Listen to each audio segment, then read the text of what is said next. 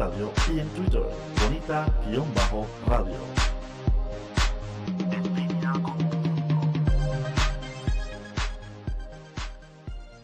Las expresiones vertidas en el siguiente programa no representan necesariamente la opinión de Bonita Radio. Las opiniones son exclusivas de sus autores. Ecos e Iconos es un espacio de amenas entrevistas. Hacemos un retrato radiofónico a los exponentes del teatro, la danza, el cine, la radio, la televisión, el performance e internet. Conversamos y a la vez documentamos de dónde surge una idea, su desarrollo, trascendencia y relevancia. Escuche a los Ecos e Iconos de la Cultura todos los sábados a las 2 de la tarde por bonitaradio.net. Muy buenas tardes, buenos días o buenas noches en cualquier parte del mundo que usted se encuentre o a la hora que decidió escuchar este programa. Estamos transmitiendo en directo desde San Juan, Puerto Rico para el mundo entero. Esto es Ecos e Iconos. Y como ustedes saben, cada sábado traemos e invitamos a uno de los artistas de las artes de la representación y de los medios audiovisuales. Y en el día de hoy tenemos con nosotros a un actor, director, profesor también de arte dramático, que precisamente es de las artes escénicas, pero también de los medios audiovisuales, porque es uno de los actores más polifacéticos. Él trabaja en la radio, hace teatro, hace cine y televisión. Así que para mí es un gran honor tener con nosotros en el día de hoy a Alberto Zambrana. Bienvenido. Ya, muchas gracias. Y ahora también todas las anteriores, buenos días, buenas noches, todas las anteriores. Exacto, sabemos que nos escuchan personas de Colombia, nos escuchan personas en diferentes horarios, porque este programa queda como un podcast y el público lo puede escuchar cuando quiera. Por eso siempre pues tenemos la deferencia de decirle buenos días, buenas tardes, buenas noches, por si acaso, ¿verdad? La persona la escucha en cualquier momento. Qué interesante. Sí. Bueno, Alberto, aquí siempre hacemos un retrato radiofónico, como yo llamo, sobre la vida de los diferentes artistas nuestros, porque yo creo que es importante no olvidar, ¿verdad?, todo lo que se ha hecho y la aportación que nuestros artistas hacen en su quehacer diario. Tú no eres la excepción, tú has tenido una carrera fructífera en diferentes medios y me gustaría comenzar conociendo un poco sobre dónde surge esa pasión y ese deseo por las artes escénicas. Yo sé que tú eres oriundo de Utuado, ¿verdad? Así que nos gustaría saber un poco, ¿verdad?, ¿cómo llegó esa pasión de las artes escénicas a tu carrera, a tu vida? Pues como tú dices, soy del pueblo de Utuado. Para los que no son de este país, es un pueblo en el centro de la isla, montañoso, en el cual pues nada, yo vivía en el campo y no tenía acceso en la escuela a las artes, porque las artes en esos años, hace mucho, pues se daban después de las clases regulares. O sea que había un automóvil que me llevaba hasta mi casa y a varios estudiantes, así que yo no podía quedarme para esos cursos. Pero luego entonces, un día estando en escuela intermedia, llevaron al pueblo, que era a la escuela, una obra que era la compañía, después me enteré que era la compañía de teatro escolar, y llevaron La vida es sueño, de Calderón de la Barca. Sí. Y entonces yo me enamoré de aquello, de la escenografía, cómo cambiaba así frente a uno, del vestuario, de aquello, y siempre tuve esa espina. Sí. Y luego entonces, cuando vine a estudiar a San Juan, que venía con otra carrera que no era esta, era matemáticas, entonces pues llegó el momento en que ya no pude pues resistirme más a mi pasión y empecé a trabajar primero con diferentes compañías amateur y luego entré al Departamento de Drama de la Universidad de Puerto Rico, y ahí en el año 81, creo que fue 81, terminé mi concentración en drama. Sí. Con un bachillerato en pedagogía. Es importante destacar, ¿verdad?, para no olvidar que la compañía de maestros, ¿verdad?, de teatro viajaba por diferentes pueblos. Sí. Y era como una especie de teatro rodante, ¿verdad? Era itinerante, rodante, itinerante. Y entonces estaba compuesto por maestros que ya habían estudiado en el departamento de drama, que muchos de ellos son ahora grandes actores también, sí, porque no se quedaron como maestros. Y se reunían, creo que ensayaban en San Juan y ahí se repartían a hacer todas las obras. Eso fue uno de los proyectos más bonitos que hizo el gobierno de aquel entonces, que es la única vez que hizo un proyecto cultural. Sí. Porque la gente ahora pregunta por qué las artes están así en una situación difícil. Pues sí, porque no hay proyecto cultural.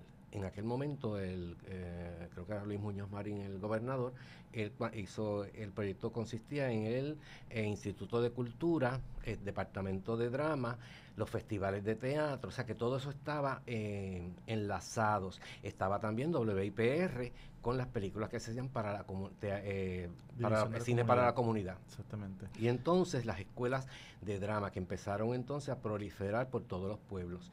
Y esa era la forma que ellos llevaban para que la gente se educara en términos teatrales. Muy interesante. Sí. Hablando de eso, ayer salió una noticia lamentable y es que una compañía de música, o sea, una orquesta del Departamento de Educación que está en uno de nuestros pueblos, si no me equivoco es Juana Díaz, se iba a desmantelar porque pues no habían fondos para Qué esto, pena, ¿no? Y por entonces Dios, sí. es una gran tristeza. Otro proyecto que luego precedió a la compañía de actores de maestros que viajaban fue el proyecto ATE, que se dio en los años 90. ATE, Actividades Teatrales Educativas, fue un proyecto que también intentaba rescatar, ¿verdad?, esa compañía de maestros. En el mismo, pues, se dividía por diferentes municipios. Estaba ATE de Guadilla, ATE de San Juan, Arecibo, Bayamón, y estaba uno que le llaman Super ATE, ¿no? Que era, Yo no conocí esa parte, conocía, pues, no la conocí. fue Pero un es muy proyecto, interesante que hables de eso. sí, pues fue un proyecto interesante también que se gestó, y algo también muy curioso fue que de aquí surgieron dramaturgos y actores que hoy día están en las tablas como profesionales. Por ejemplo, Jessica Rodríguez, Wanda Saiz, Maribel Cosme, son actores y actrices, ¿no?, que están trabajando profesionalmente y que llegaron, ¿verdad?, del proyecto ATE. También es importante destacar que este proyecto participaron dramaturgos como Carlos Canales. Sí, yo conozco a Carlos Canales, sí. Con la obra Margie, por ejemplo. Sí, exactamente. Abimael Acosta Portalatín también fue parte de este proyecto. Yo trabajé en obras de Abimael también. Sí. Pues fue un proyecto, ¿verdad?, que tenía diferentes ramificaciones y que también le daba oportunidad a estudiantes a trabajar. Así que, ¿verdad?, es importante destacar eso. Alberto, entonces llegas a estudiar matemática. Sí, hice un bachillerato en matemáticas. Wow. Yo, lógicamente era bueno en matemáticas, pero pues, como era bueno en matemáticas, me fui por ahí, pero era porque me gustara, que tenía que hacer fui el único en mi familia que estudió fuera de la escuela intermedia superior, o sea que estudios universitarios, y entonces fue el único. Y entonces pues me fui por una llegué a enseñar geometría en una escuela superior, yo era nene. Los estudiantes eran mayores que yo, pero me vi forzado a tener que... pero después de ahí, pues entonces ya mi vida tomó otros rumbos y hasta ahora, que en este momento afortunadamente pues estoy viviendo de mi trabajo. Difícil porque no es fácil, pero no estoy haciendo otra cosa en este momento. Hace alrededor de 10 a 15 años que hago el trabajo que me gusta. Sí. En aquel tiempo la única universidad que preparaba estudiantes era el Departamento de Drama, ¿verdad? La Universidad de Puerto Rico, la única. Exactamente. Hoy día sabemos que existen otros espacios también de formación, como es la Universidad de Sagrado Corazón. También sabemos que los diferentes recintos tienen clases electivas, ¿verdad? Calle tiene cursos de teatro intensivo. Arecibo. Arecibo tiene más en términos de radio y televisión, porque yo estuve allí de maestro en el 98-99, de profesor, y tienen una parte que la tiene también Carolina, que ahora creo que van a implementar. Tengo una persona que va a trabajar allí, no puedo decir el nombre ahora porque es de teatro muy conocida, que va a estar allí dirigiendo esa parte. Se van a enterar por los medios, pero yo no lo voy a decir aquí. Sí, qué bien. Pero entonces, en ese tiempo era el Departamento de Drama el espacio de formación, y de allí me imagino que habrás estudiado con pues lo que conocemos como los grandes profesores, ¿verdad?, que han contribuido al desarrollo. Claro, Insayas, Mirna Casas, Hilaria Pérez Garay, José Valdés Gómez, de aquel momento, muchos más. Además tuve Victoria Espinosa, tomé cursos de aquí, tomé entrenamiento en Argentina en el año 87, unos cursos libres allá. Fui a trabajar, no pude trabajar por unas situaciones en las famosas telenovelas y me quedé un mes, y entonces estuve con el maestro Campuzano, que me daba clases de vocales, y otro, no recuerdo ahora, tomando unos cursos intensivos. Interesante, esto lo quiero decir, que en esos países, por ejemplo, suramericanos, para entrar a un curso de actuación intensivo, te piden que tengas un psicoanálisis. Yo no sabía eso. Ok. Entonces, yo no tenía psicoanálisis, pero yo me había dado cuenta cuando entré al departamento de drama que necesitaba un refuerzo psicológico porque no era fácil tú meterte en un personaje y volver a salir, volver a tu centro. Y por mi cuenta, sí tomé varios cursos de psicología, por mi cuenta. Ok.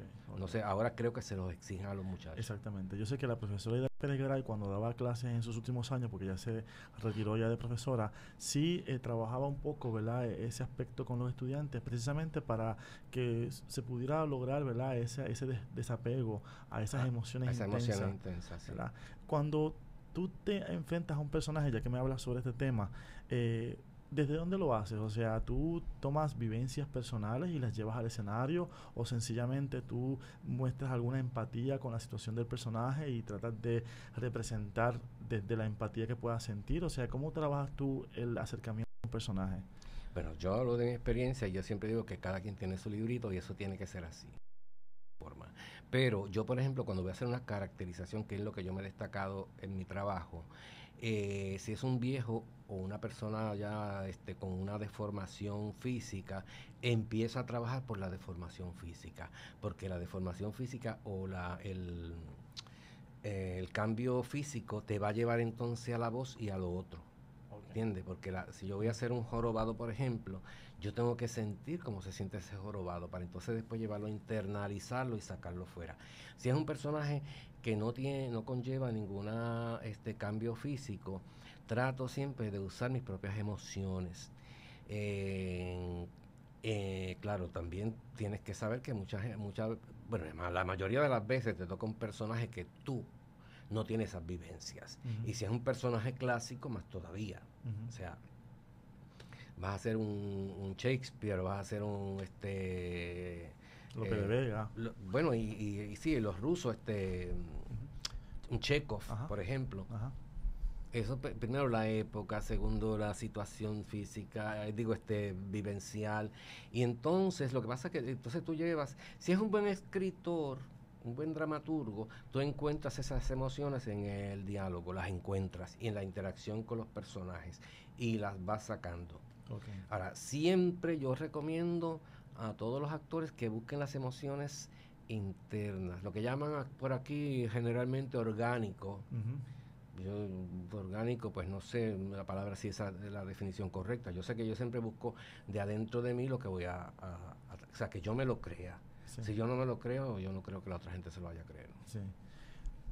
Una vez estuviste en el departamento de drama, trabajaste y aprendiste con estos grandes profesores, entonces te conviertes tú también en parte de una facultad de creadores, de actores, ¿no? Y también de personas que a lo mejor no fueron actores, pero también fueron consumidores. O sea, te dedicaste a ser maestro de escuela porque estudiaste educación en teatro y también has impartido clases a nivel universitario.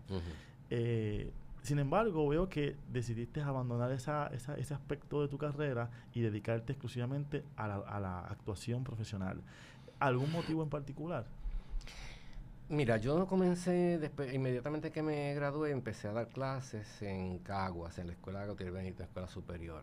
Y trabajé en todo, el director de la región me llamó en un momento dado que yo me quedé sin plaza en esa escuela y me dijo: Alberto, te voy a utilizar para que vayas a escuelas elementales y entonces trabaje. Fue un programa que se hizo, también he estado de acuerdo, me acuerdo, el señor Pérez se llamaba él, y entonces él ideó un plan para que todos los estudiantes de escuelas elementales, ya cuando llegaran a intermedia y superior, supieran lo que era teatro. Eso fue interesante porque ya cuando llegaban, ellos iban directamente a la facultad y cogían esa clase, tomaban ese curso. Y entonces yo hice esa labor con otros compañeros de la región en Caguas por como unos 2 años. Luego entonces me quedé en la Escuela Gautier Benítez, allá una escuela que es una escuela como un símbolo de Caguas. Y entonces estuve hasta el 97, 98, no recuerdo bien. En ese momento yo, a todo el mundo le pasa, pero yo encontré que ya no estaba, o sea, no estaba dando lo óptimo, Tengo pues varias personas que están en la rama. Por ejemplo, Julio Ramos fue estudiante de esa época, Francisco Capó también fue estudiante de esa época, Edelmaris Ramírez que es una gran actriz también y es maestra de teatro de esa época, Sarita Puente, que no está en Puerto Rico pero está allá, hay una muchacha que está en Hollywood haciendo cine, no recuerdo el nombre ahora, pero la vi en televisión el otro día, que estaban haciendo una entrevista en Discovery, porque es una cine de arte, la trabajo con Salma Hayek y grandes actores allá. Y entonces de ahí pasé a hacer entonces radio. Ya había empezado a hacer en tiempo parcial y hacer otras cosas que no había hecho nunca. Por ejemplo, daba coach, entrenamiento, actores que iban a hacer audiciones, a empresarios que necesitaban dar charlas en sus oficinas. Y empecé a trabajar también dirigiendo el taller de teatro de CUTA en Arecibo. Y daba un curso también allí mismo. Sí. Lo tuve por mucho tiempo, me encantó la experiencia, pero gastaba más dinero en viajar que lo que me ganaba, esa es la verdad. Sí. Y entonces después me quedé, hacía también, en ese momento, también tenía con Benito Mateo, no sé si lo recuerdas, claro, tenía una compañía de teatro y hacíamos muchas obras de teatro por toda la isla. Ahí trabajaba Lisa Lugo, Suset Bacó, Albert Rodríguez, ahí hacíamos teatro. Casi todas las semanas teníamos 1 o 2 funciones por toda la isla, como con teatro de repertorio. Sí, si mal no recuerdo, y tú me corriges si digo algo que está mal, creo que una de las últimas presentaciones que hizo Benito de Mateo fue Anita la huerfanita, si no me equivoco. Sí, bueno, fue una de las que tenía en el repertorio. Teníamos el príncipe que todos lo aprenden en los libros, sí. El héroe galopante, el enano saltarín, teníamos Carrusel. En Carrusel yo no estaba, pero estaban otros actores. Anita la huerfanita. Ay, era me encantaba porque hoy, por ejemplo, hacíamos esta obra, mañana hacíamos otra. Sí. Y era como que tenía que hacer muchos personajes en la semana, 2 o 3 personajes diferentes. A veces también, si faltaba alguien, no podía ser un personaje, te llamaban para que te lo aprendiera y tenías que doblar en otro personaje. Pues cuando sobre esos retos que tienes tú al tener que desdoblarte en un personaje tan rápido, o sea, porque yo sé que en otros países los actores están años haciendo un mismo personaje, sin embargo en Puerto Rico la constante es que ustedes se multiplican, así cuando llegamos de la pausa vamos a hablar sobre esa particularidad de nuestros actores. Cultureate. La cultura del mundo tiene su espacio en la red. Escucha las múltiples voces de la diversidad. Entérate de lo que no sabías y cuéntanos lo que no sabemos. Una revista cool y cultural. Cultureate. Todos los jueves a las 5 de la tarde por Bonita Radio. En línea con tu mundo.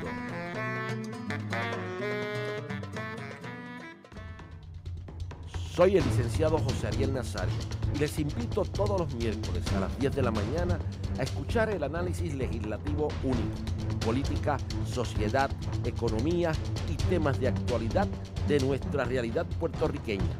Recuerde, la previa, todos los miércoles a las 10 de la mañana, Bonita Radio, en línea con tu mundo. Esto es Ecos e Iconos, transmitiendo desde San Juan, Puerto Rico, para el mundo entero. Hoy conversando con uno de los actores más polifacéticos que tenemos en la era nacional, en el espacio nacional, ¿verdad? Es Alberto Zambrana y me siento muy honrado de que se encuentre con nosotros en el día de hoy. Y estamos recordando una época gloriosa. Yo tengo que admitir que yo fui público de esas producciones que hacía Benito Mateo. Yo fui a ver El Príncipe que todo aprendió de los libros. Así, ¿qué personaje tú hacías ahí? Ay, creo que era un viejito. Ok, el rey. No era el rey. Era como, creo que el profesor del muchachito. Ajá, ok. Pues yo fui a ver esa pieza, así que seguramente sí. Fui a verla creo que 2 veces con la escuela. Sí, qué bueno. Y fui a ver a Anita la huerfanita también, así que... Ahí no estuve, yo no estuve. Ok. Que recuerdo que también ahí salía Tania Rosado, una joven actriz, una niña que hoy día trabaja en las relaciones públicas en Puerto Rico y estuvo trabajando en Maripili, o sea que fue de esas actrices jovencitas, ¿verdad? Sí. Niñas que... Lisa Lugo, que estaba antes en noticias, sigue siendo noticias. Sí. Ahora está en la radio. Desdoblarte y poder cambiar de un personaje a otro es una tarea que yo me imagino que tiene que ser difícil, y más cuando hay actores que sé que llegan a Puerto Rico, que son de otros países, y cuando un actor nuestro le dice, mira, yo he hecho 16 obras en este año, ellos dicen, pero ¿cómo es posible? O sea, desde los parlamentos, adaptarse a un director distinto, a un elenco distinto, a diferentes espacios. ¿Sientes que eso te ha ayudado a ti como actor o crees que es algo que es una deficiencia que se debería trabajar en Puerto Rico para mejorar las condiciones de trabajo de los actores? ¿Cómo tú lo ves esa situación? No para mejorar el trabajo en Puerto Rico, es una deficiencia, pero para el actor. Okay. Lo que pasa es que tú con un mes de ensayo o 20 ensayos, que es lo que se hace en Puerto Rico, no te da tiempo de crear un buen personaje, eso es lógico. Tú sabes, un personaje completo, redondo. Y con 2 fines de semana en un teatro tampoco lo vas a redondear, porque el público debe saber, y los actores también lo deben saber, muchos de ellos, que un personaje, una obra, no coge fuerza, no tiene cohesión hasta que no está mucho tiempo frente a un público. Porque teatro tiene 2 vertientes, una literaria y otra puesta en escena. Y si el teatro no funciona en escena, no es teatro, es una obra literaria. Y entonces, de hecho hay obras que no funcionan en el escenario. El tiempo es muy poco. Yo tuve una experiencia bien interesante que me río ahora, pero en ese momento me iba a morir. Llegó una actriz, se llama Juana, no me acuerdo el apellido, argentina, estaba de gira con una obra que se llama Veneno para el Té, por todo Estados Unidos. Y vino a Puerto Rico, una amiga común la recibió aquí y fuimos a cenar a un restaurante conocido y estábamos ahí, empezamos a hablar de teatro. Entonces yo en un momento dado le pregunto a ella si hay mucha obra clásica en su país, y ella me dice, bueno, hay muy pocas, en este momento hay como 20. Ya a ese punto yo hice así, me fui bajando del asiento, por el asiento, y segundo, y entonces, y en eso le digo, y ven acá, y ¿cuántos trabajo tú haces? Me dice, bueno, generalmente tengo, como esta obra, pues llevo como 5 años haciéndola, en Veneno para el Té, y me acaban de llamar para hacer las troyanas, el personaje de Eco, para no saber qué las troyanas, y no lo acepté, porque tú te imaginas, decía ella, tú te imaginas que me llaman para solamente 3 meses de ensayo. Eso no es posible. ¿Cómo tú vas a hacer esa obra con 3 meses de ensayo? Wow. Yo le hacía a mi amiga así, como cierra la boca y no digas nada, porque si ella sabe que aquí las troyanas se montan en un mes, yo no sé qué va a pensar de nosotros. Yo no podía explicar a esa señora nuestro trabajo aquí, no podía. Pero es explicable. No hay un consumo, no hay un consumo de teatro como lo habría en países normales. Y no sé si estoy ofendiendo a alguien, pero en los países normales una obra se monta lo mínimo 6 meses. 6 meses. Y de hecho, cuando hay sindicatos, por ejemplo, ahora mismo, una obra que estaba montando Chita Rivera en Broadway, que se llamaba The Visit, la quitaron antes de los 6 meses, pero a los actores le pagan los 6 meses. Sí. La quitaron porque no estaba funcionando. Sí. La quitaron el sábado pasado. Uh-huh. Yo tenía boleto para agosto, sin verla. Entonces, wow. Sí, pero nosotros cuando vamos a una audición o a trabajar con otra gente, nos sobresalimos, sí. Porque somos muy rápidos leyendo a primera vista. No hay quien nos gane, sí. No hay quien le gane a un puertorriqueño que te da un libreto ahí y dice, vaya a ser 10 minutos y viene a leer el personaje. A veces algunos dicen, no, está bien, a mí me pasó en una audición de una telenovela que estaban haciendo, que iban a hacer, que nunca la hicieron en Puerto Rico. Yo salí a hacer una audición, el señor me iba, de hecho la hice con Lidiel Batista, la audición, y nos dio el libretito, 2 páginas, nos fuimos y Lidiel la hizo así, leemos, Sandra, y yo, sí, vamos. Y el señor dijo, pero ustedes leyeron, pero ustedes conocían esto. Y dije, no. Pues léeme esta otra escena, ahí mismo. Y se la leímos igual. Sí. De hecho, fue negativo porque nos dejaron ahí para leer con todos los actores que entraron. Y yo dije, mira, yo me tengo que ir ya, no puedo seguir más aquí. Sí. Pero es interesante. No, yo doy fe de que eso es cierto. Yo he estado presente cuando ustedes leen para WIP de Radio, los proyectos de Alina Marrero, los de Edith Cabrera, los de Elsa López y también algo que yo también escribí. Yo he estado presente como ellos llegan al estudio de grabación. Ellos allí se enteran ese día de lo que es el capítulo que estén leyendo y luego descansan un poco, van a tomar un café o van al baño o lo que sea, y cuando regresan estos actores interpretan esos personajes luego de una sola leída.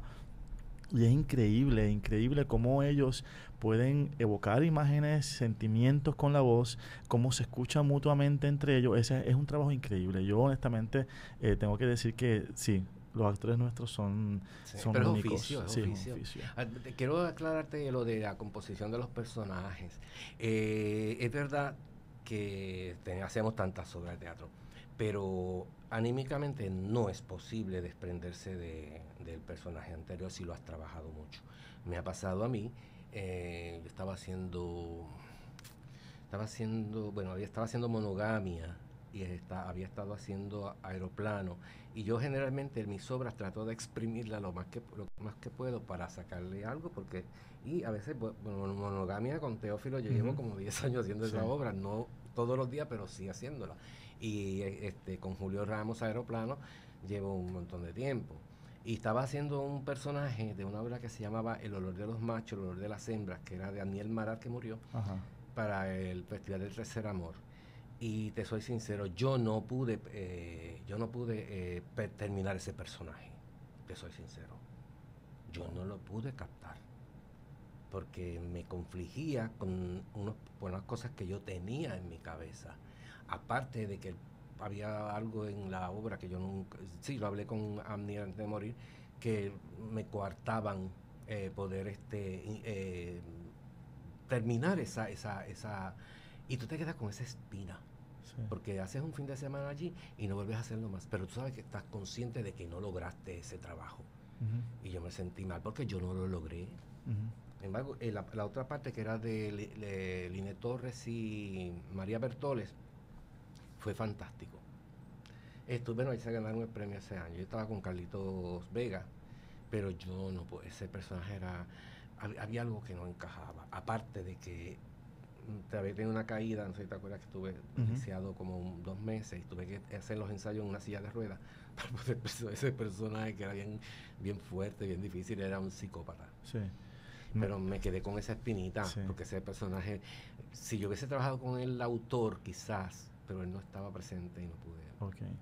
O sea que un actor llega contratado para hacer una pieza, el actor acepta el trabajo, pero cuando muchas veces ustedes a lo mejor no conocen el personaje de lleno, ¿verdad? Ustedes tienen a lo mejor una sinopsis o bueno, cuando llaman a uno, generalmente, en mi caso, por ejemplo, generalmente yo pido el libreto para leerlo antes, para aceptarlo, porque puede pasar que yo, mira, realmente a veces, aunque no hay mucho trabajo, pero uno siempre quiere ser muy fiel a su trabajo, ¿entiendes? Y entonces tú pides, por ejemplo, el libreto, que alguna gente se ofende, pero yo creo que es bien meritorio que el actor se lea ese libreto. Yo cuando voy a producir y voy a dirigir, yo le doy el libreto a la actriz o al actor y digo, mira, voy a hacer esto, si estás interesada, este es el personaje. Y cuando lo leas me llamas. Pero yo no le impongo un personaje a nadie. No. A menos que tú conozcas la pieza, ya la conozcas. Por ejemplo, hace un tiempo me llamó un director para que es una novela, pero realmente bueno, la de las prostitutas, que es una obra española, que son versiones. Y entonces, de hecho, yo sí podía ser el personaje, pasa que me confligía con otra pieza, pero ya yo sabía a la hora el trabajo que me cuando te enfrentas a un personaje como ese, como un psicópata, yo sé que tú has hecho muchos villanos, porque has trabajado muchos villanos, pero cuando te enfrentas a un personaje, el que sea, ¿tiendes a juzgarlo? O sea, como este personaje del psicópata, hay momentos en que sientes que hay una pared fuerte que te hace no querer explorar tal vez ciertos sentimientos que necesitas a lo mejor para poder interpretarlo. La pared hay, pero tú como actor tienes que respetar el personaje. Si no lo respetas, no lo puedes hacer. Yo tenía un personaje que era en una obra que se llama, se llamaba creo que Cuatro Tristes Tigres, pero no se llamaba así, esa canción es Un pájaro lastimado de Adelach. Es el personaje más vil que te puedas imaginar. Abominable. Pero abominable. Y tú lees la pieza y lo odias. Pero entonces, eso fue un reto para mí. Eso fue el trabajo más difícil, porque yo estaba también mucho más joven. Y fue bien, lo dirigió Alicia Curry. Y aquello fue un trabajo que me costó. Y entonces yo salía de esa pieza que yo no quería ver a nadie. Yo recuerdo que un domingo yo cargué ese personaje, porque hicimos estamos en Caguas, en el Teatro Arcelay, y yo llegué con ese personaje a San Juan. Wow. Mira, ni quitándome el maquillaje en el carro yo me podía desprender de ese señor. Y entonces, es la primera vez que me pasaba. Me sentía abrumado. Tú sabes, salí de ahí y no hablé con nadie porque no podía. Sí. Un personaje fuerte, sí. Que se redime al final, pero su esencia es mala. Sí. Mala entraña. Sí. Pero yo creo que tú no debes juzgar un personaje. Y en la vida, como en la vida real, yo trato de entender a la gente. Si no estoy de acuerdo, pero aún no estando de acuerdo, la trato de entender. Así mismo hago con los personajes. Yo no lo justifico, pero lo entiendo. Sí. Cuando volvamos de la pausa, vamos a conversar con él sobre todas esas facetas en las que él trabaja. O sea, es un actor excelentísimo en la radio, en televisión, en teatro, en cine. Y vamos a hablar un poco sobre esos proyectos que él ha realizado para que no se nos olvide la trayectoria de este gran artista que tenemos con nosotros en el día de hoy. Así que cuando volvamos, aquí en Ecos e Iconos. De Letras es un espacio protagonizado por la palabra escrita. Aquí disfrutarás de entrevistas a personas para quienes la palabra es el oficio. Gente que escribe desde sus pasiones, obsesiones, ideas, sueños, realidades y amores. De Letras, todos los jueves a las 6 de la tarde por Bonita Radio, en línea con tu mundo.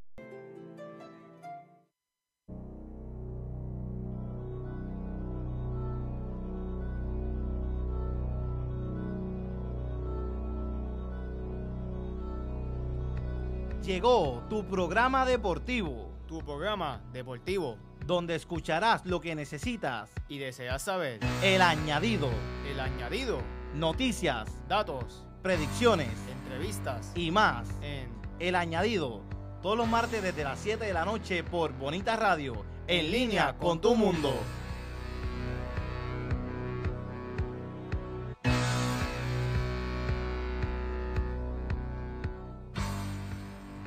Esto es Ecos e Iconos, hoy conversando con Alberto Zambrana sobre su trayectoria como actor. Ya mismo vamos a hablar un poco sobre también su carrera como director, y ya hemos hablado también sobre su faceta como profesor de actuación. Tú has estado trabajando por los últimos años en la radio, has hecho muchísimos personajes.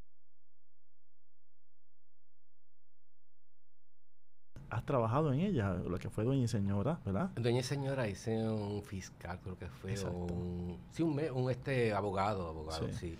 Y también estuviste en la novela de Guapa Televisión, que era 24 capítulos al borde del deseo. ¿Eso era de Vicente? Sí. Sí, un personaje interesante, un deambulante. Exacto. Fíjate, eso fue un capítulo o dos, no recuerdo bien. Sí.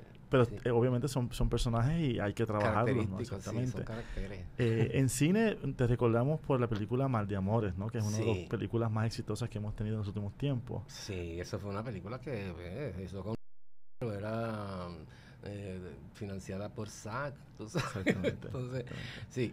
Pero yo hice cine para televisión. Yo no sé si pero yo recuerdo una película que me trajo, de lo que me trae son, ¿cómo se llama? Evocarla, porque era Telemundo, bueno, mencionar las cadenas. Telemundo tenía una serie que se llamaba Noches de Terror. Ajá. Yo no había nacido, pero okay. Entonces ya me llaman para esta película que se llamaba La Noche de los Ataúdes. Yo la hacía con Daniel Lugo, la esposa de Igualida, estaba Tony Chiroldes, era un montón de actores conocidos que ahora mismo no recuerdo. Entonces filmábamos en una funeraria. Yo llegué así reticente y ya a las 5 horas estaba durmiendo bajo una. Lo interesante es, yo hacía un tipo necrófilo. Lo hacía con ay Dios mío, Ramos, el actor José Luis Ramos. Con que trabajaba también en el taller con nosotros. Ay Dios mío. Bueno, ponle pichón. Porque ya mismo nos acordamos. Sí, cuando hablamos de corrido. Entonces, hacíamos una pareja de tipos que le gustaba hacer el amor con muertas. Y entonces, pues, los llamados eran a las 2 de la mañana, a las 3 de la mañana. Yo tenía que estar con y el teléfono, y nos llamaban una hora antes para no tener que estar ahí tantas horas, porque se grababa, se grababa en una calle en Matadero de 6 de la tarde a 6 de la mañana. Cuando llegaba el sol, era como los múcaros. Wow. Miguel Ramos. Miguel Ramos. Pero fue interesante esa película. Nada, y eran de 2 horas por Telemundo. Después hice mucho trabajo de series también con Puchín Morales y Emily Morales también. También hice una serie también con aquel muchacho, aquella, no sé cómo se llamaba, el dueño era esposo de Giselle Blondet, Harold Truco, que tenía una compañía y ahí hicimos una miniserie también que yo participé. Sí. Yo sé que estuviste en Enigma, pues yo te recuerdo en Enigma. Muchos Enigmas. Sí. En Un Día Antes también te he visto. También. Exactamente. O sea, que te he visto mucho en esas producciones que son unitarios.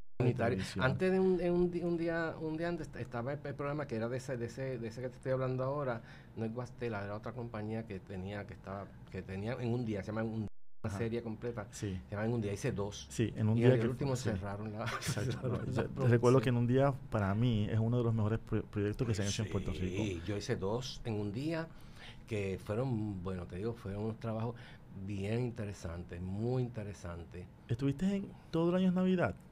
No.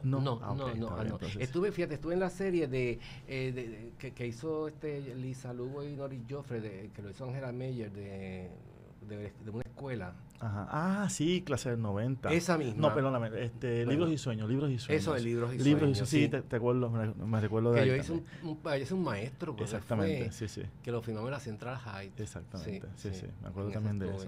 Sí. En la radio, pues has interpretado muchísimos personajes, has hecho mayormente de villanos. Yo aquí tengo anotado en la novela Quilates de Amor, hacías un hombre maltratante, maltratabas al personaje de Amalia Cruz. Le pegabas y todo. Pero siempre haces de personajes bien malos. Tú haces y una persona tan buena como tú. Sí, pero hay muchos malos que son inolvidables que tú has hecho. Pero qué bueno, porque yo en la vida real no soy tan malo. Pero yo te digo, después que un personaje está bien escrito, bueno o malo, es bueno interpretarlo, después que esté bien escrito. Sí. Esa es la realidad. Sí. Tú llegaste a ver, por ejemplo, lo de ya en teatro, Monogamia. Claro. A mí ese personaje me fascina. Excelente. No es que es malo, él es ¿cómo se llama? Pícaro. Sí. Tiene muchos subtextos que me encanta. Sí. Me encanta. Y el teteo me encanta. Lo que pasa es que ya Teo se enamoró de ese personaje y no se lo va a quitar. Pero esa obra Monogamia yo tuve la oportunidad de verla, creo que fue la segunda vez que yo la vi hace a un tiempo atrás. Entonces cuando hace poco se presentó en el Teatro Beckett, estuve pues también allí y la vi. Okay. Algo magistral que ustedes dos tienen en esa pieza es el ritmo. Y las transiciones de ambos son súper limpias. Es que eso es un tour de force, lo que llamamos, y que no se puede cambiar eso de tour de force, es tour de force en francés. Sí. Porque de verdad que sí. Fíjate, esa obra, escoger esa obra fue bien interesante. Yo haría una obra de cómo escoger una obra. A mí me llegaba a mis manos una obra que se llama de la cerveza al champán, de Ruiz de Sola, español. Yo leo la pieza, me la da Antonio Pantojas. Yo estaba trabajando con Antonio Pantojas en un proyecto y me dice, ay Alberto, mira esta obra, qué buena es. Yo la leo, digo, fabulosa. Llamo a Teófilo y le digo, Teo, vamos a mirar esta obra. Y él sacó copias, nos reunimos, no recuerdo qué director fue, yo creo que fue Miguel Difuto. Nos reunimos con él y llamamos la obra. Y terminó la obra y nos quedamos con, aquí hay algo que no encaja. Bueno, pasó el tiempo, no sabíamos a qué se debía. Me da a mí otra vez con leer la pieza y llamo a Carlos Ferrari. Y nos reunimos en la casa de Carlos. Ese mismo día por la mañana, Miguel Difut se había metido a Celsic y había sacado otra obra que se llamaba Monogamia y tenía pocos papeles, pero mucha letra así. Y me la entrega, yo la tenía en el bulto.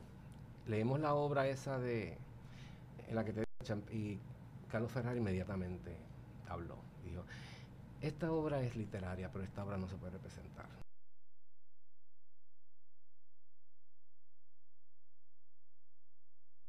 Los actores narran, no conversan.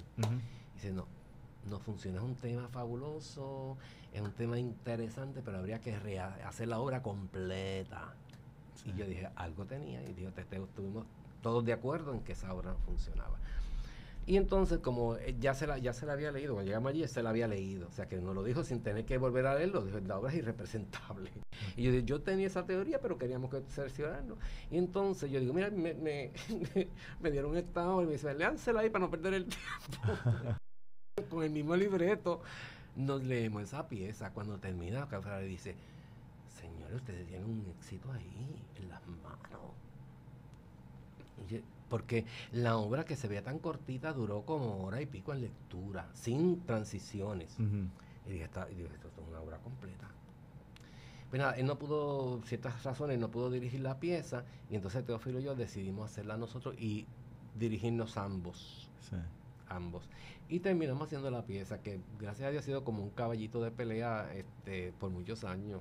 Sí, la quitamos, la volvemos, siempre tenemos una función de monogamia. Sí.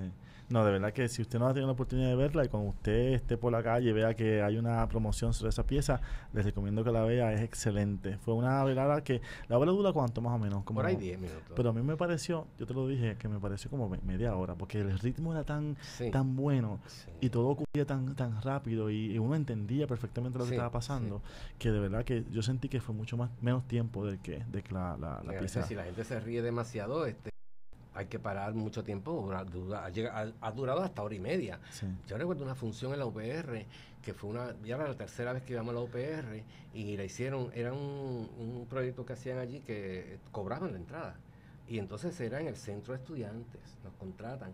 Y entonces José Luis siempre ha sido nuestro asistente director, y entonces, director asistente. Y entonces yo decía, pero son las 8:30, acá a las 9 y no empieza esta obra, ¿qué está pasando? Ya no tienen el hotelito arriba. ¿Qué pasa, José Luis? Y José me decía, esto aquí es un caos, ustedes parecen Ricky Martin, nos decía él. Pero yo pensaba que era un chiste de él. Ajá. Cuando de pronto me llama un amigo mío que había venido de San Francisco.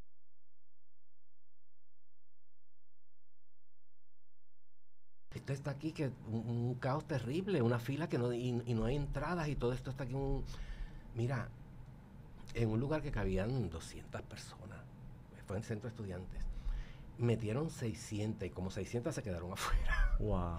Y nosotros empezamos a las 9:30 de la noche. Hubo que poner unos boom, porque ya, entonces cuando viene acá dice, yo no puedo tirarme una hora de espectáculo a voz limpia cuando esto no es un teatro. Sí. Pero hubo que llamar a una gente. Teófilo siempre carga con un boom en el carro, le pusimos la batería y la pusimos. Y yo me río porque yo miraba así, había gente, ¿sabes? Que antes había Burger King, unas cosas allí en el centro, y las cerraban, pero encima de los mostradores había gente sentada en las neveras, sentada. Mira, esa obra ha durado como 1:40, porque aquella gente, eso era risa limpia. Entonces nosotros tenemos que repetir para que el público no se pierda, aunque teníamos un micrófono, pero no queríamos quedar mal. Sí. Para que veas que esa obra es interesante. Sí, muy interesante. Cuando volvamos de la pausa, yo quiero hablar un poco sobre tu carrera dentro del taller dramático. Estás trabajando ahora mismo en diferentes adaptaciones y proyectos, ¿verdad?, con los actores, y también quisiera hablar un poco sobre cómo te has diversificado, o sea, como actor has trabajado en diferentes medios y cómo cada uno de ellos te ha ayudado para poder entender mucho mejor el otro. Así que cuando regresemos aquí en Ecos e Iconos.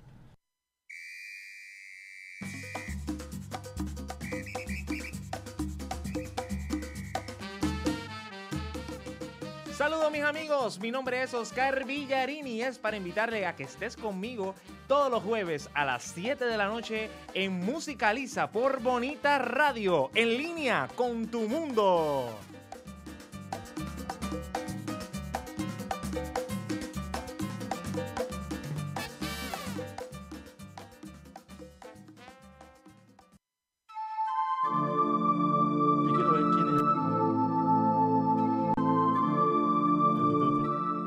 La vía al crecimiento es universal. Gisela López abre un espacio para que puedas tener acceso a los temas de la espiritualidad desde sus distintas manifestaciones. 2 miércoles al mes a las 7 de la noche. Por aquí, por Bonita Radio, en línea con tu mundo. Esto es Ecos e Iconos, hoy conversando con Alberto Zambrana y yo tengo el honor de pues, contar con él en un proyecto que estamos haciendo en WIPR Radio. Es una serie dramática radial, a mí se me dio la oportunidad de escribirla y cuando empecé a trabajar con los personajes y empecé a buscar qué actores podían interpretar X personaje, pues yo propuse a Alberto Zambrana como el periodista René Resach, un periodista que no tiene sentido de la ética, un personaje que tiene pues siempre el veneno, ¿verdad? En lo que dice, es un personaje que también tiene un humor negro, hay un humor negro y él le ha dado también una particularidad al personaje muy interesante. En este proyecto de trabajar en radio, ¿cómo te ha ayudado a ti la radio para, por ejemplo, la televisión, el teatro y cómo a su vez el cine te ayudó también a trabajar la radio, a entenderla mejor? O sea, ¿sientes que trabajar en los diferentes medios que has estado te ha ayudado y te ha nutrido en otro medio adicional? Claro, principalmente la radio. La radio es un medio donde, como te dije ahorita, tú aprendes a leer de primera vista, a primer momento, o sea, de primera mano, y, a primera vista. Y entonces eso te ayuda muchísimo, porque si no tienes esa base, esa base es importante en radio, televisión y cine. Lo que no, los cambios en las diferentes son las técnicas. O sea, ahora estamos hablando aquí con un micrófono al frente, yo no puedo subir la voz muy, porque no se va a escuchar bien. Sí. Y pasa cuando estás en televisión y en cine. Y en cine más todavía. El cine, la cámara te taladra. Y entonces a veces los directores, fíjate, los directores baja más natural. Tú dices, pero ¿qué voy a hacer? Pues es menos de natural, sí. Es menos. Y entonces también están los planos. No es lo mismo yo hacer un plano de cine, un primer plano, que hacer un tercer plano. Lo primero que yo pregunto cuando voy a hacer una escena es, ¿en qué plano voy a estar? Y es si el director... Ahí conozco a los directores, si son buenos directores de cine, ¿saben? Si no son buenos, no saben divino. Donde como tú quieras. Yo digo, ¿qué dijo?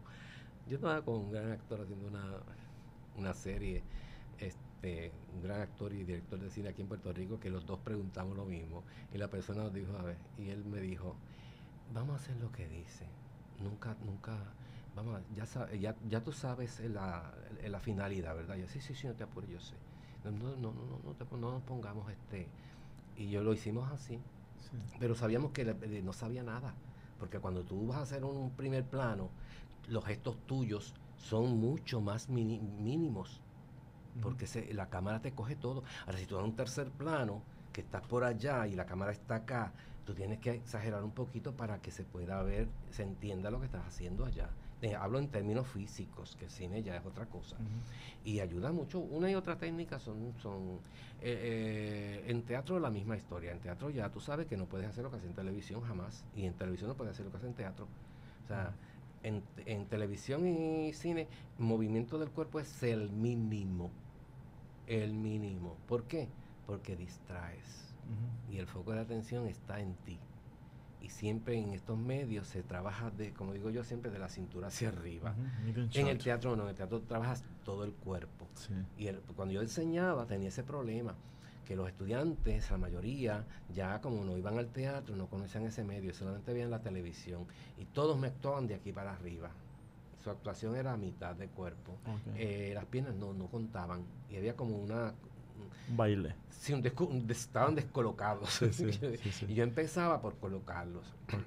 Okay. Concienciarlos sobre el cuerpo. O sea, no, tus piernas van acorde con todo tu otra parte. Y tus manos también. Sí. ¿Tienes algún medio que sea tu favorito? O sea, ¿te gusta más el teatro? ¿Te gusta más la radio? ¿Te gusta más el cine, la televisión? ¿Cuál es el más que te gusta? El que más me gusta es el teatro. El teatro. La respuesta está al frente. Sí. Y en el teatro tú no puedes repetir esto, no. Quedaste mal, y si quedaste bien. Y tienes la aprobación del público al frente. Sí. Para el cine necesitas a veces años, porque hay películas que se hacen, se engavetan y después las pasan y tú dices, mira, a mí me pasó con algo que yo había hecho yo no sé cuántos años y después apareció, yo no me acordaba que eso estaba ahí, que lo había filmado. La misma Mar de Amores, Mar de Amores se filmó creo que en el 2002 2004, no recuerdo bien. 2004 fue. Sí. Y eso se vino a pasar como en 2006. Sí. ¿Entiendes? O sea, y ya tú ni recuerdas. Aparte, es que el teatro tiene una cosa mala y otra buena. Es que no hay evidencias. Porque Sí. si lo grabas ya no es teatro, es otra cosa. Sí. Pero tiene la satisfacción que queda ese aplauso final, esa aprobación o desaprobación te queda interna y no la puedes borrar. Sí.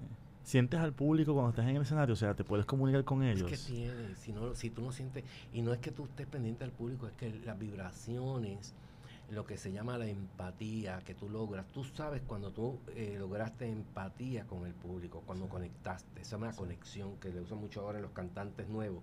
No tuviste conexión con el público, claro, el público no sintió tu emoción y tú no se la trataste de llevarlo. Porque esa es la técnica, ahí está la técnica. Sí. Pero de técnica es simplemente, ¿te lo crees o no te lo crees? Sí. Yo llegué a esa conclusión a estas alturas de mi vida.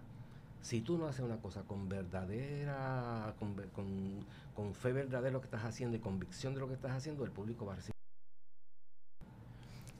¿Hay algún personaje que es tu sueño para interpretar? O sea, a lo mejor ya no lo puedes interpretar porque a lo mejor, pues, tal vez en radio, ¿verdad? O tal vez por tu color de piel, a lo mejor es un personaje que es negro. O sea, ¿qué personaje del teatro a ti te encantaría representar? Dicen, por ejemplo, yo recuerdo que cuando yo estaba estudiando teatro en la universidad, a mí me encantaba En Bodas de Sangre el novio. Sí. ¿No? Yo nunca lo hice en la universidad y ahora ya a esta edad tampoco lo puedo hacer. Pero era un personaje que uno dice, wow, qué personaje tan bonito. ¿Existe algún personaje que tú alguna vez hayas visto? Como eres actor, puede ser un personaje femenino, masculino. Hay actores que dicen, bueno, me encantaría ser Bernarda Alba, por ejemplo. Que eso no tiene nada que ver. ¿A ti hay algún personaje que te encantaría poder representar y no lo has hecho todavía? Bueno, yo creo que me interesaría, y me interesó mucho Alan de Eicus. Nunca lo pude hacer, el Alan de Eicus. Sí. Pero todavía el psiquiatra me interesa hacerlo. Okay. Y el psiquiatra sí lo puedo hacer. Okay. El psiquiatra de... Sí. Yo vi la presentación que hicieron en Broadway con este nene David. Ajá. Genial. Y yo estaba prejuiciado con el muchachito porque yo lo conocí solamente con una película. Ajá. Y yo pensé, bueno, eso porque es una estrella. No. Realmente Sí. es un actorazo. Sí. Es un actorazo de 4 pares. Sí. Y el actor que estaba con él, un señor gordo, así. Ay, qué ternura, por Dios. Sí. Esa era la ternura. Entonces, ese personaje yo siempre lo he querido hacer. Y hay una cosa que yo tengo en mente, que se llama una obra que se llama La Señorita Margarita. Yo no sé si me la van a plagiar ahora cuando lo diga aquí, pero La Señorita Margarita, no sé si conocemos ese monólogo. No. Aquí lo hizo Gladys Rodríguez, lo hizo Elianis Cadilla, de Ataide, Roberto Ataide, creo que él es chileno. Perdón. Y entonces ese personaje haría un giro y lo haría de otra forma. O sea, no hacer un hombre haciendo de una mujer, sino una mujer hombruna haciendo ese personaje. Sí. Pero ese monólogo dura casi 2 horas. Okay. Y necesita una producción que cuesta dinero. Okay. Y eso yo lo tengo en mente. Y lo tengo allí, el monólogo que lo conseguí. Me lo he leído 1000 veces. Y sería un tremendo trabajo. Okay. Pero pues esperamos algún día poder ir a comprar el boleto para ver esa pieza. Sí, si puedo te lo voy a enviar por internet para que lo leas. Pues chévere. Sí. Y hay otros personajes, sí, mira, yo nunca he hecho un Chekhov realmente. Okay. Yo quisiera hacer Chekhov. Hice, sí, un personaje que fue en Casa de Muñecas, que tuve que sustituir pero ya era a nivel amateur, Sí. a una de las un estudiante que se me lesionó. Ajá. Y yo tuve que entrar a hacer la obra de Casa de Muñecas, ser el marido. Okay. Y lo hice. Okay. Y también estuve haciendo el padre en Bodas de Sangre, porque Ajá. se me pasó. El mismo estudiante se me lesionó, porque Sí. jugaba baloncesto. Okay. Y no pudo terminar de ser el padre en la obra. Ajá. Y yo la estaba dirigiendo. Sí. Y esa obra me fascina. Sí. Yo hice hay obras que a mí me gusta dirigirlas y otras no. Y algunas que me gusta ser actor, pero no ser director.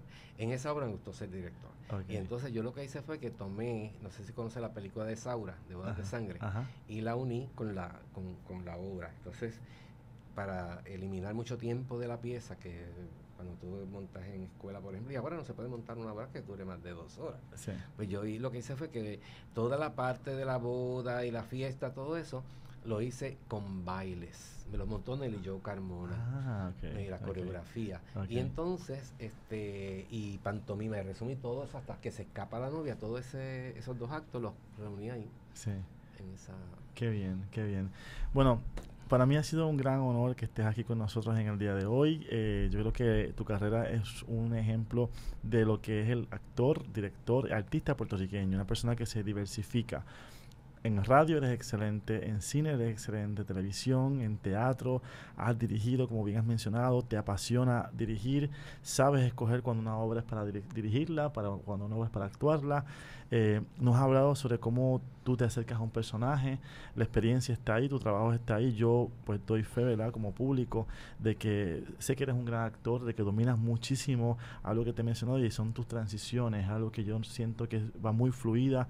Es un trabajo hasta, se puede decir, de cierta manera hasta musical, porque es muy rítmico lo que siempre haces en escena.